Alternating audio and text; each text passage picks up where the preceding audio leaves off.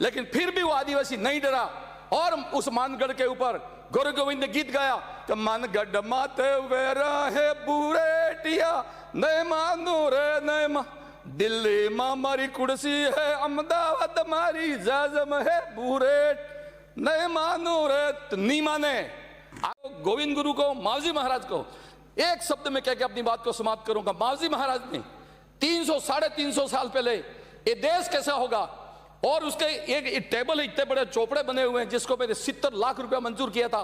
उस चोपड़े में सीपी साहब लिखा हुआ है कि आने वाला समय कैसा होगा, उसको गीत में भी गाया है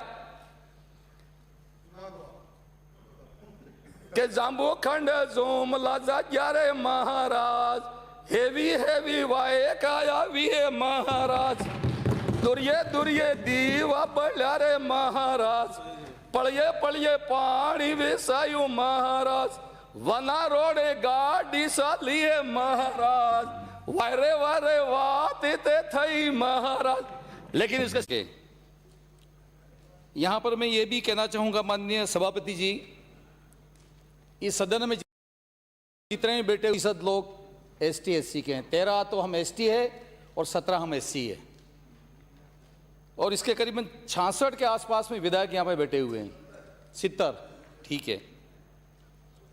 मैं ये कहते हुए मन में खुशी भी हो रही है, मन में दुख भी हो रहा है कि जो डिबेट हो रही है ये डिबेट विकास के लिए नहीं होके मैंने क्या किया आपने क्या किया आपने किया मैंने क्या किया इस पे हो रही है। और मैं ऐसा मानता हूं, कटारे जी हमारे सबसे सीनियर यहाँ पे वो भी पधारे हैं, मैं ऐसा मानता हूं कि कटारे जी के साथ में 10 हमारे आदिवासी एमएलए लग जाएंगे तो 10 एमएलए हमारे आदिवासी लग जाएंगे यहाँ पर धारीवाल जी के साथ में। एक कभी भी मेहरबानी करके 20 कभी एक नहीं होंगे और ये 20 कभी एक नहीं होंगे तो ना इधर का विकास होना ना इधर का विकास होना है। सच्चाई है, किसी को बुरा लगे जाए सच्चा बुरा लगे। माननीय सभापति जी सुनेगा तो मजा आएगा, शाम को एक रोटी ज्यादा खाओगे। मैं ये निवेदन करना चाह रहा हूं माननीय अध्यक्ष महोदय, अब तो पधार गए हैं। हमारा टाइम महेंद्रजीत को माननीय अध्यक्ष महोदय अब आगे तो मेरे खतरे की घंटी और बढ़ गई। माननीय अध्यक्ष महोदय इधर से कह रहे हैं कि आरक्षण हम लेके आए, इधर से कह रहे हैं कि आरक्षण हम लेके आए। मैं एक निवेदन करना चाहता हूं, एक वक्त मुझे वो जमाना की याद है क्योंकि मेंबर ऑफ पार्लियामेंट में भी रहा हूं, उस लोकसभा में आपकी एक सीट नहीं थी।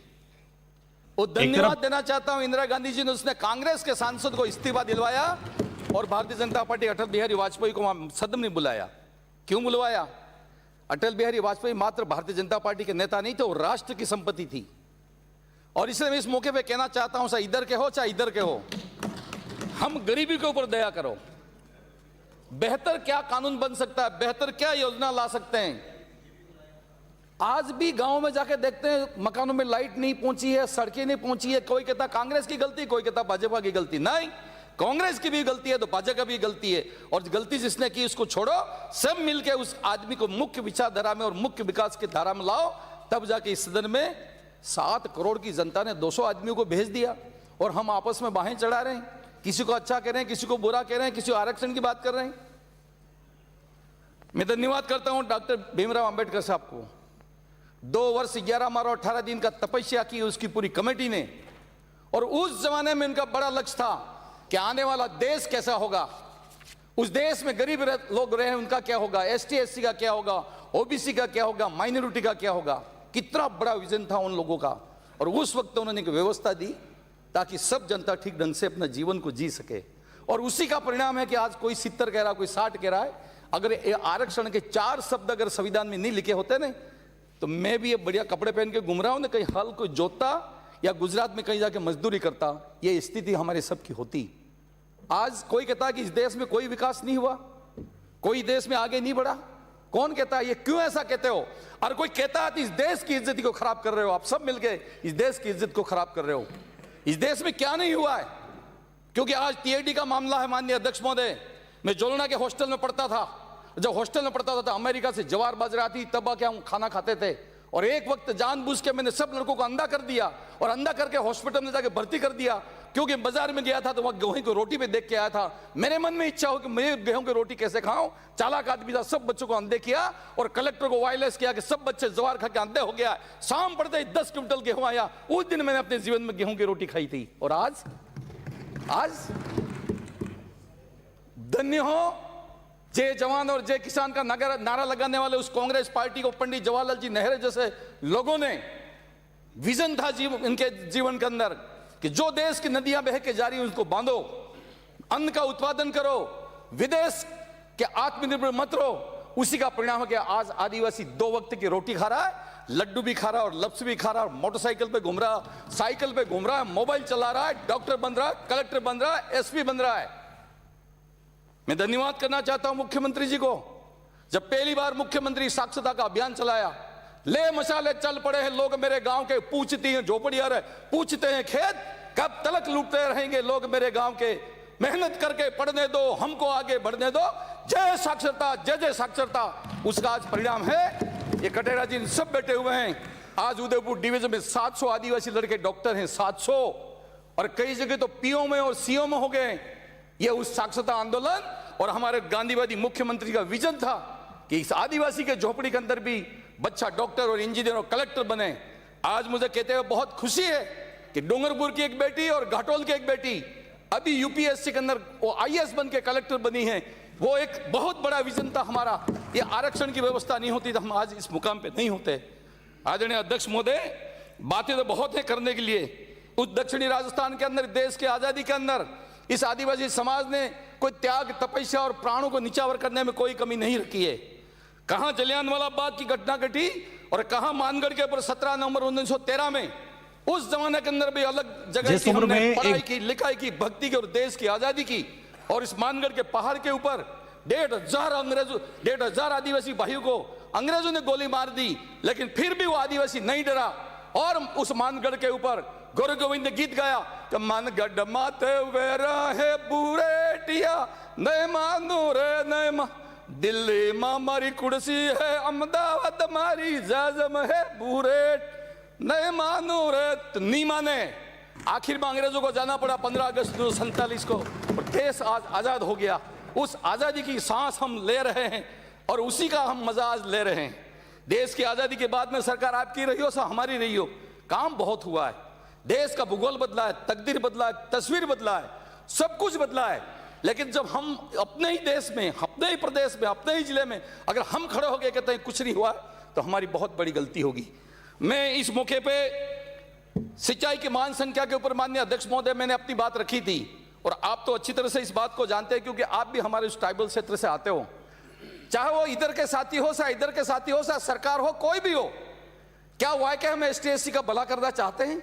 और भला करना चाहते हैं तो अशोक गहलोत साहब ने पिछली सरकार में जो कानून बनाया था कि जो राज्य का बजट है उस बजट का 17% एससी का और 13% एसटी का, और एक हमारी ट्राइबल एडवाइजरी कमेटी है उसके सामने तमाम विभाग बजट लेके आवे और ट्राइबल एडवाइजरी तय करे कि कहां सड़क चाहिए, कहां हमको हॉस्टल चाहिए, कहां हमको स्कूल चाहिए। ये वो अगर ट्राइबल एडवाइजरी अगर तय करेगा तो बात ठीक है, अन्य तो विभाग वाले कोई सड़क निकाल के इंटरनेशनल सड़क जा रही है और सड़क में लिख देंगे कि ये तो ट्राइबल है, लोग को उसका फायदा हो गया। कोई बड़ी लाइन निकल के जा रही है लाइट के, उसको लिख देंगे कि इसका फायदा हो गया। इसको हम फायदा नहीं मान सकते हैं। हमको तो उस ट्राइबल क्षेत्र की धाणी में, मजरे में, उस गांव में, उस गरीब के गांव तक, गरीब के झोपड़े तक बात इस विकास की पहुंचनी चाहिए, तभी जाके हम कहते हैं नहीं सबका विकास और सबका साथ। खाली कह देने से मैं माननीय अध्यक्ष महोदय किसी को बुरा नहीं लगे, सच्चाई बात उसको कहना चाहता हूं।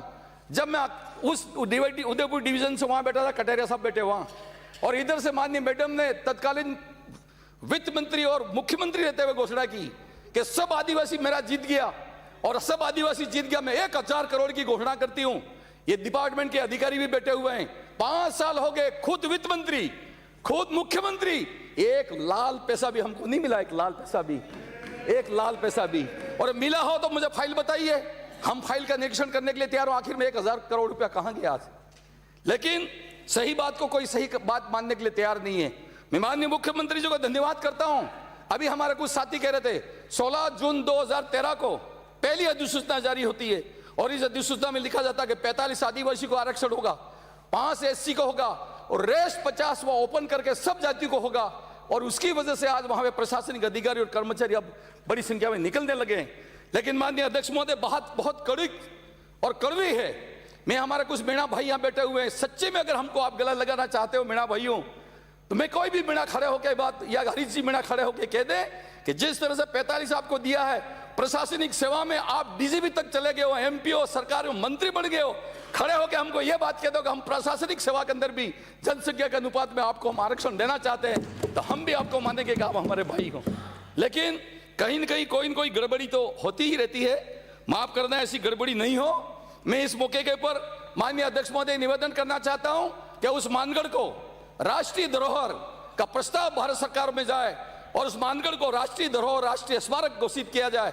जब मैं सरकार में मंत्री था, मैंने 12 करोड़ रुपया मंजूर किया, बेणेश्वर का 5 करोड़ रुपया मंजूर किया, गोटियामा का 3 करोड़ रुपया मंजूर किया, ऋषभदेव का 5 करोड़ रुपया मंजूर किया।